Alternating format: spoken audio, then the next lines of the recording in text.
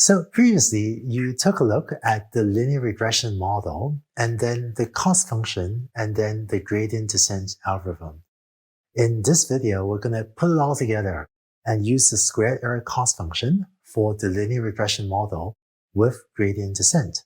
This will allow us to train the linear regression model to fit a straight line to our training data.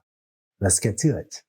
Here's the linear regression model, and to the right is the squared error cost function, and below is the gradient descent algorithm.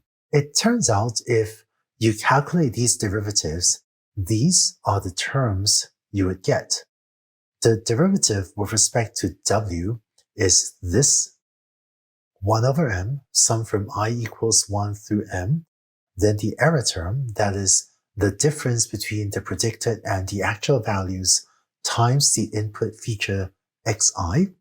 And the derivative with respect to b is this formula over here, which looks the same as the equation above, except that it doesn't have that xi term at the end. And if you use these formulas to compute these two derivatives and implement gradient descent this way, it will work. Now, you may be wondering, where did I get these formulas from? They're derived using calculus. If you want to see the full derivation, I'll quickly run through the derivation on the next slide. But if you don't remember or aren't interested in the calculus, don't worry about it. You can skip the materials on the next slide entirely and still be able to implement gradient descent and finish this class, and everything will work just fine. So in this slide, which is one of the most mathematical slides of the entire specialization, and again is completely optional, we'll show you how to calculate the derivative terms. Let's start with the first term, the derivative of the cost function j with respect to w. We'll start by plugging in the definition of the cost function j. So j of wb is this. So 1 over 2m times this sum of the squared error terms.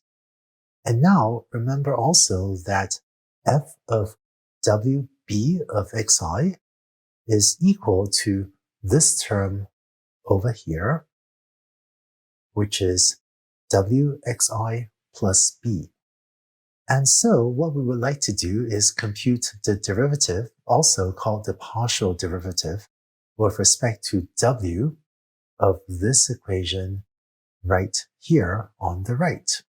If you've taken a calculus class before, and again, it's totally fine if you haven't, you may know that by the rules of calculus, the derivative is equal to this term over here, which is why the 2 here and the 2 here cancel out, leaving us with this equation that you saw on the previous slide. So this, by the way, is why we had defined the cost function with the 1/2 earlier this week, is because it makes the partial derivative neater. It cancels out the 2 that appears from computing the derivative. For the other derivative with respect to b, this is quite similar. I can write it out like this, and once again plug in the definition of f of xi, giving this equation. And by the rules of calculus, this is equal to this, where there's no xi anymore at the end. And so the 2's cancel once more, and you end up with this expression for the derivative with respect to b. And so now you have these 2 expressions for the derivatives, and you can plug them into the gradient descent algorithm. So here's the gradient descent algorithm for linear regression. You repeatedly carry out these updates to w and b until convergence.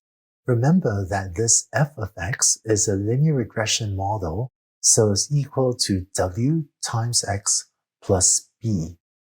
This expression here is the derivative of the cost function with respect to w, and this expression is the derivative of the cost function with respect to b. And just as a reminder, you want to update w and b simultaneously on each step. Now, let's get familiar with how gradient descent works.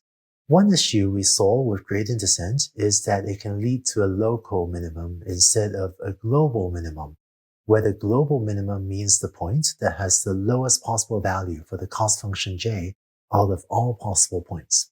You may recall this surface plot that looks like an outdoor park with a few hills with the grass and the birds is a relaxing outdoor hill.